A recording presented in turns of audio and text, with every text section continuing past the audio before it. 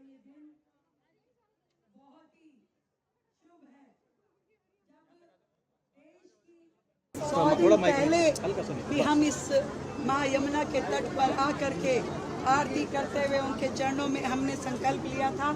आज 100 दिन बाद फिर मैं यहाँ खड़ी हूँ, पर मैं इस विश्वास के साथ खड़ी हूँ कि यमुना की स्वच्छता की दिशा में हमने कई कदम आगे बढ़ाए हैं।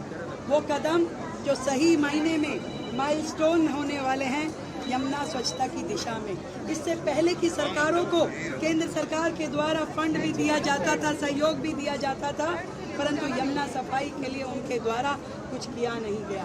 परंतु इस 100 दिन के छोटे से कार्यकाल में हमने वो सभी सख्त कदम जो कि स्वच्छता की दिशा में यमुना के लिए किए जाने थे वो किए।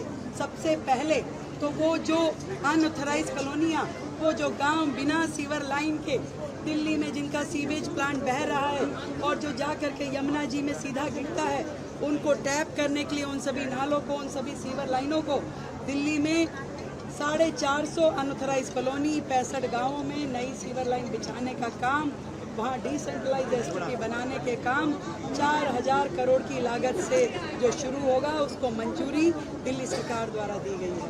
इसी प्रकार जो 38 एसटीपी वर्तमान में थे जिसमें 22 कार्यरत नहीं थे, उसको भी दिल्ली सरकार ने उनका पुनरुद्धार करते हुए उनको ठीक करवाना, उनको रिवाइज करवाना, उस दिशा में काम किया है। इतने बड़े बड़े नाले जो यमुना जी में गिरते थे उनमें से हमने इस 100 दिन में 20 लाख मीट्रिक टन सिल्ट निकलवा करके वो काम भी किया। ऐसे अनेकों काम यमुना जी के निहित हम कर रहे हैं। मैं विश्वास के साथ कह सकती हूँ जब वो समय आएगा यमुना जी पूरी तरीके से स्वच्छ रहेगी। उस दिन दिल्ली वासियों को इस बात का संतुष्टि होगी कि उन्होंने जो सरकार चुनी वो सही चुनी। देखिए, उस पार्टी के बारे में मैं क्या ही कहूँ, वो पार्टी विपक्ष की पार्टी है। जो वो सत्ता में थे तब भी विपक्ष में रहते थे, आज तो हैं ही विपक्ष में।